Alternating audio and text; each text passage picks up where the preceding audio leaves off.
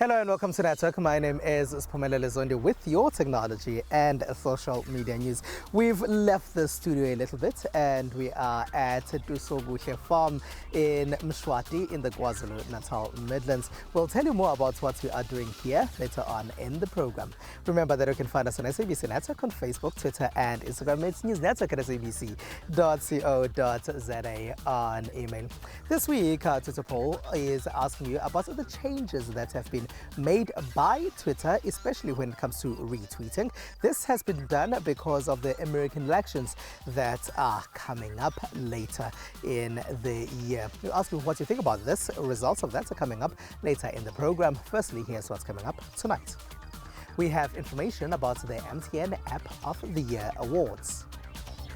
We have details about how social media is helping those that would otherwise go unrecognized in the past get recognition and exposure. And our discussion is on the changes made in the advertising industry, especially by the lockdowns that are taking place all over the world. That discussion is with Pritesh Suraj, who is the CEO of the Loeries. Now, the MTN App of the Year Awards recognize some of the best mobile applications to have come out of South Africa in recent times. Here's producer Sandile Hlangani. Startup company Easy Equities won the 2020 MTN Business App of the Year award. Easy Equities is an app that provides the first step in a user's investment journey. It takes away the notion that investing is hard and expensive. The Best Women in STEM Solution Award for the best app developed by women went to ExamStar. ExamStar is the first SA learning platform to focus on content-heavy subjects like geography and life sciences. This year's edition saw the launch of the Business App Academy. When we launched the App Academy earlier this year, what we realized is that there are people who have a high interest in app development, but they just don't have the skill to get into the space. And we thought, what better way to create a platform for everyone? We thought if we create the App Academy, it will be giving any youngster out there, any established or non-established developer out there, a chance to participate in the platform. The App Academy is to mentor and upskill aspiring talent for a career in app development. It has given us a real good platform. To one, we've been able to get new developers on board. Two, we've been able to transfer skills to developers. And three, we've really been able to rally the youth of South Africa to show their innovation through this platform of App Academy. The judges looked at local talent and out-of-the-box thinkers that drive disruption and change. We went through quite a number of apps. I think it took us almost a full day, like literally 24 plus hours where we went through the apps, judged them as much as possible, tested as many of them. So what we're seeing is that there is improvement, especially from last year and this year. That's when we've seen a great improvement on the submissions. As anticipated, this year's awards brought together a combination of more than 1,000 techies, leading app developers and key industry stakeholders via digital platforms. Congratulations to all those winners. Now, in the past, you used to go through the yellow pages, maybe classifieds in a newspaper, for you to find what you want. Then there was an era of websites. Right now, we are in an era of social media marketing. The people here at Dusobuhle Farm are able to tell us about what they do. We'll start with a farmer right here, that's Andile Ngobo. We'll then go to a street vendor in Durban.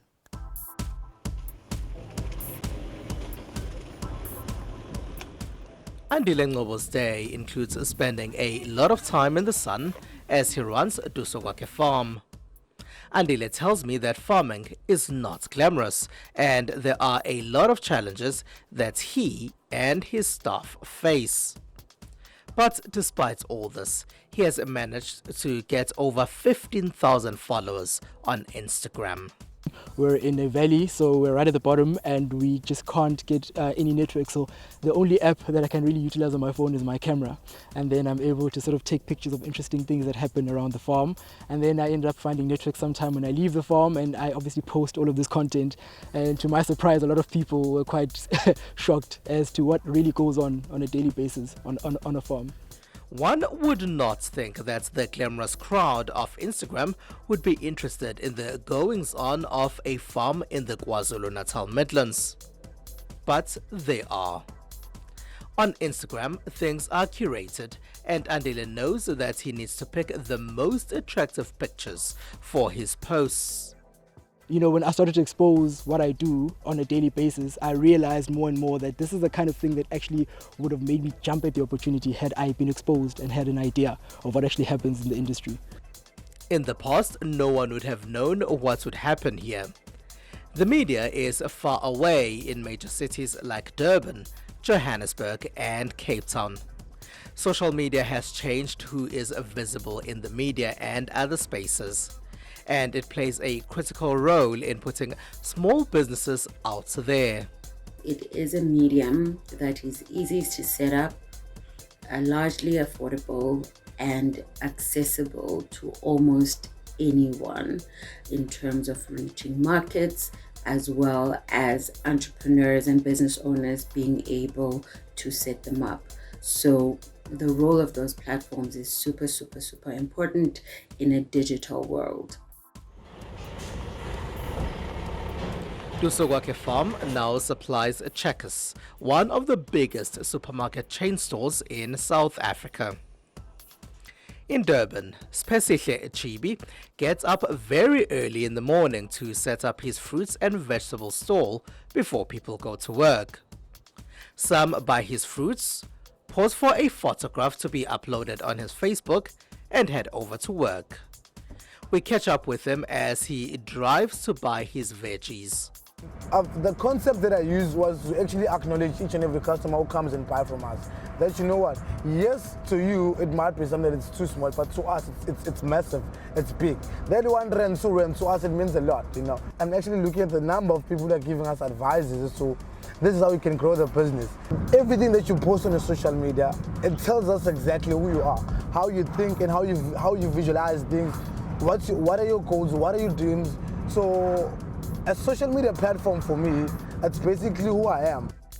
This fruits and veggies vendor even goes live on Facebook from time to time. That means he engages with his customers and followers in real time.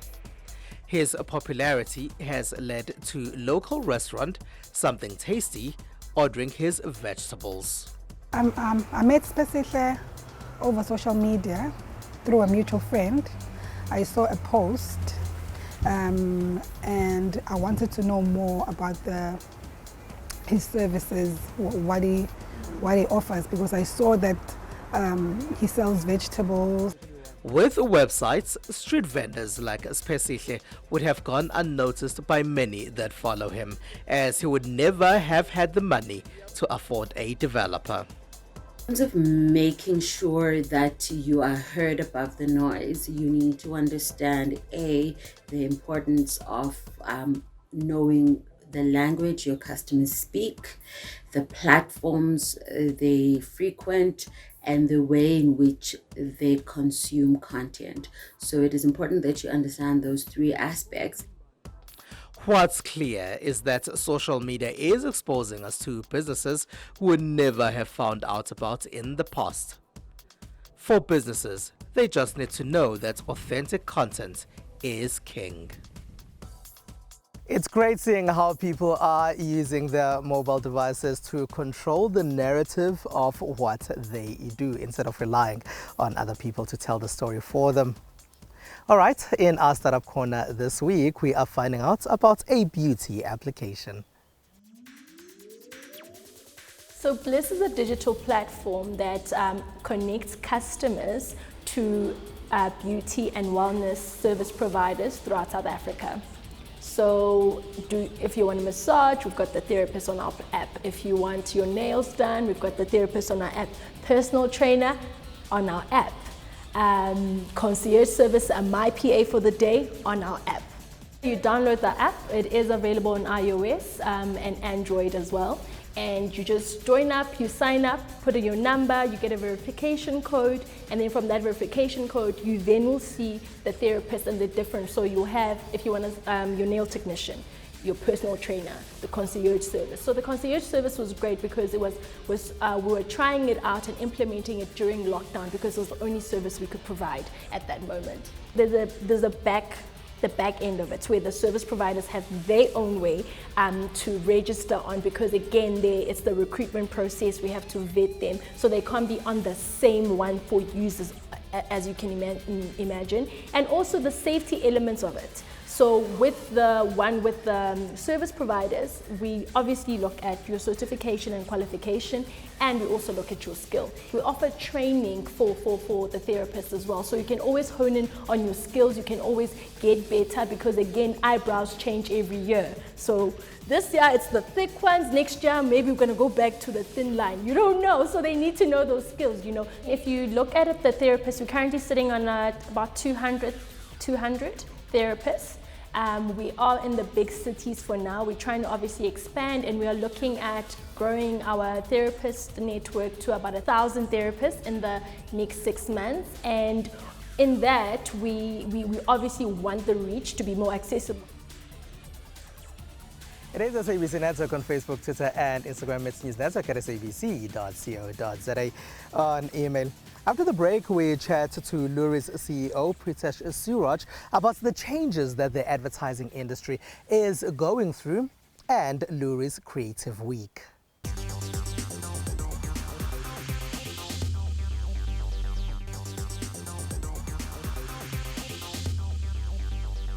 It is SABC Network on Facebook, Twitter, and Instagram. News Network at sabc.co.za on email. Welcome back. Now, we've left the outside just for a short while to have a conversation about the changing advertising industry. And a lot of this change is coming because of the COVID-19 lockdowns that happened recently, as people were consuming media differently, as they were spending more time indoors and spending more time online.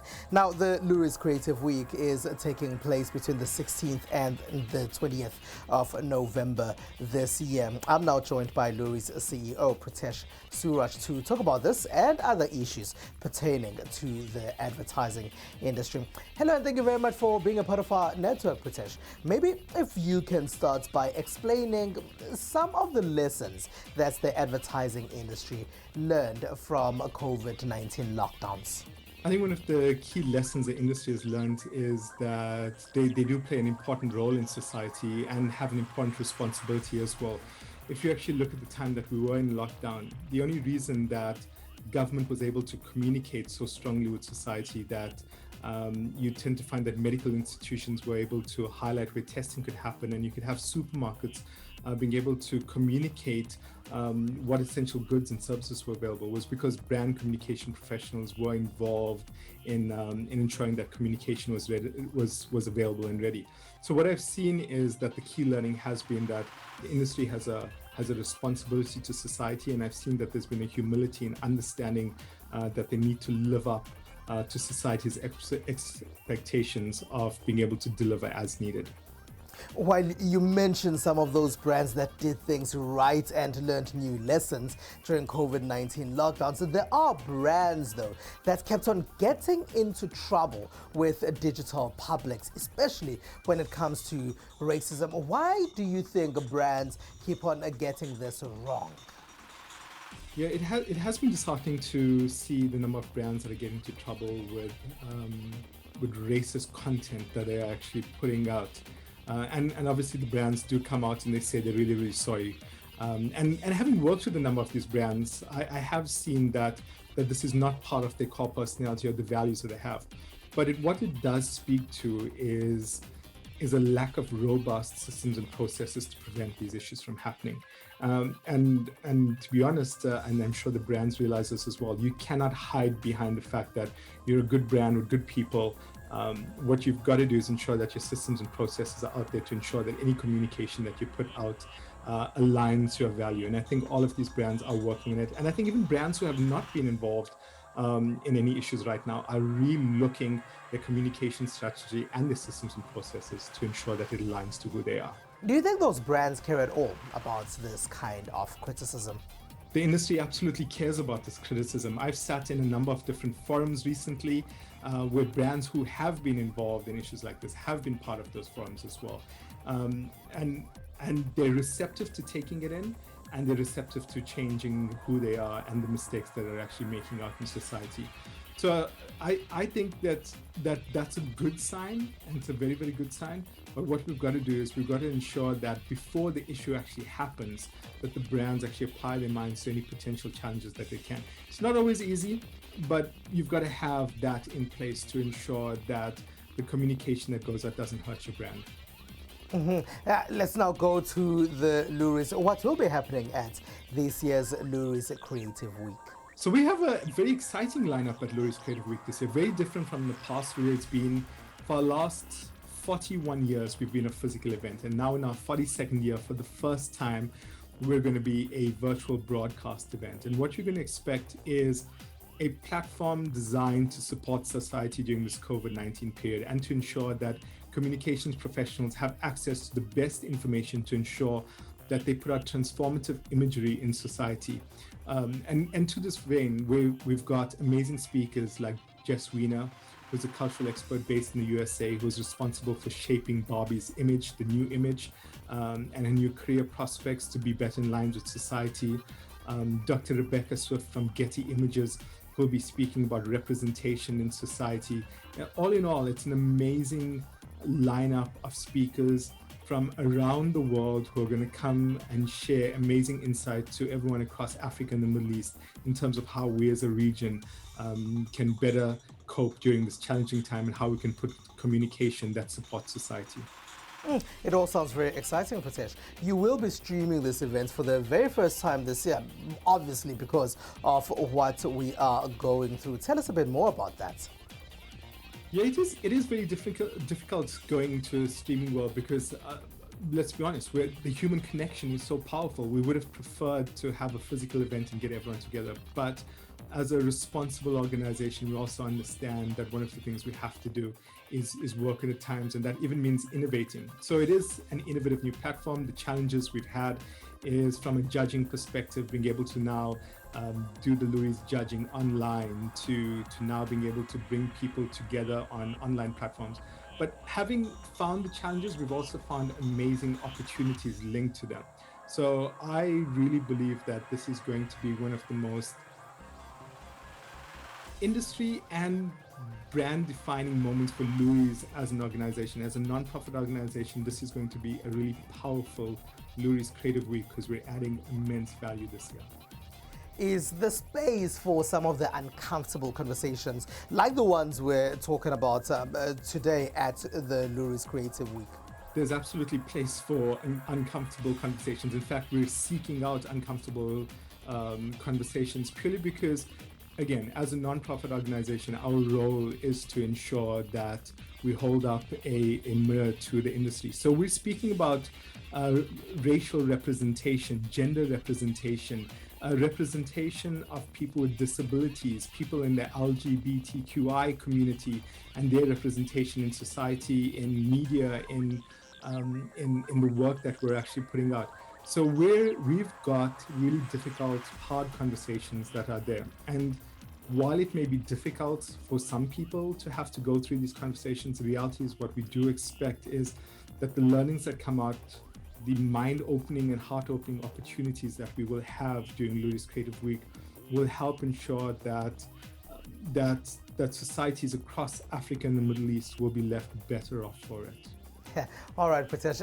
And what else would be happening that week?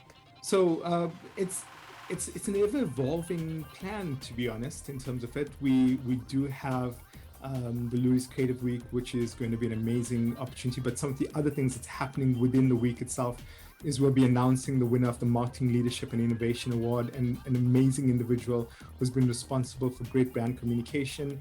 The Hall of Fame, where we will be inducting a new member of the creative industry into the Loeries Hall of Fame.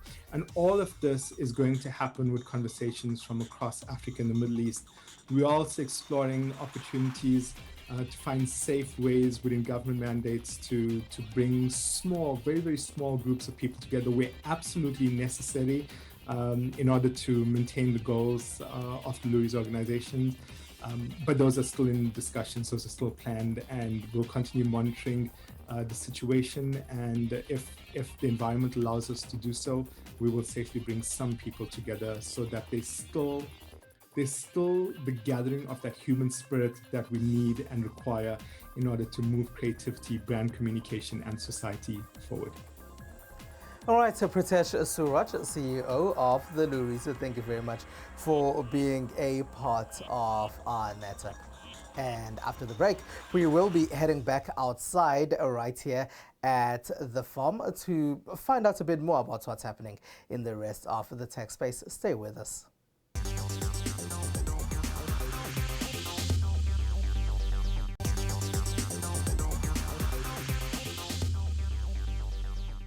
It is SABC Network on Facebook, Twitter and Instagram, News Network at sabc.co.za, on email. Welcome back. I'm still in Mshwati on the farms in the KwaZulu-Natal Midlands. I'm told I've been stung by a bee. It's something that started with a feeling like a cut, and as I touched it, it was burning. So I screamed a little bit and then I was given an ice packet. Shows that I'm such a city boy. Here's what else took place in the rest of the world in the technology space.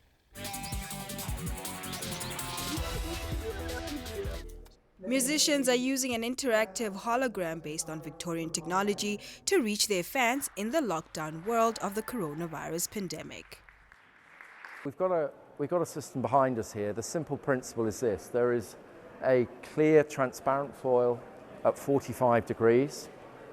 It's rigged over an LED screen or a projection screen. The image that hits the projection screen is actually a 2D image, but because it's being filmed against black with a lot of backlight and side light, the image appears volumetric. The technology allows a performer to be anywhere in the world, ideal in a time of rapidly changing restrictions on public life caused by the pandemic. And now in Hungary, the country's tech company is taking small steps with recycled plastic waste to make solar-paneled paving to power buildings and charge electronic devices in public places. Platio is a walkable solar panel pavement. We use recycled plastic which, coupled with a modern solar technology, provides a very strong and durable surface. Here you can see it in my hand. This grey part is the recycled plastic part. We use about 2 kilos of recycled plastic for one panel, which we press into a composite form to get this plastic element. And we place the solar panel onto this. The solar cells are protected with hardened gas tiles which allow the pavements to carry the weight of vehicles, and the secret lies in the small-scale approach, said Imre Sizak, co-founder of Budapest-based Platio. As Tesla touts the cutting-edge nature of its new full self-driving software, rival Mercedes-Benz says it has developed a similar system but stops short of allowing members of the public to take it on urban roads. The Germans, pioneers in developing advanced driver assistance systems, are taking a step-by-step approach to releasing new technology, waiting for their own engineers rather than the general public to validate their system. The bee sting swelling is going down a little bit, but I've also been shown now a video of one of the pythons that have been seen moving about right here on this farm. I hope it doesn't come while we're doing these links. All right, Twitter loves coming up with new methods of improving the sharing of misinformation. As Americans are coming up, they're saying that they expect you to read this information and you will now be prompted, especially if you are in America, to read before you tweet. Our Twitter poll is asking you about that this week. At 65% are people who say yes, as it blocks fake news. At 18% are people who say no, it limits choice. And in last place is 17%, those say they have no opinion. Right, and that's it. That's all we have for you. Find us on SABC Network on Facebook, Twitter, and Instagram. It's News Network at sabc.co.za, on email. Remember to keep that social distancing or stay home if you know that you can't. Wear a mask as well. From me, Siphumelele Zondi, and the rest of the team are right here at Dusoguhle Farm. It's have a good one from us. Good night.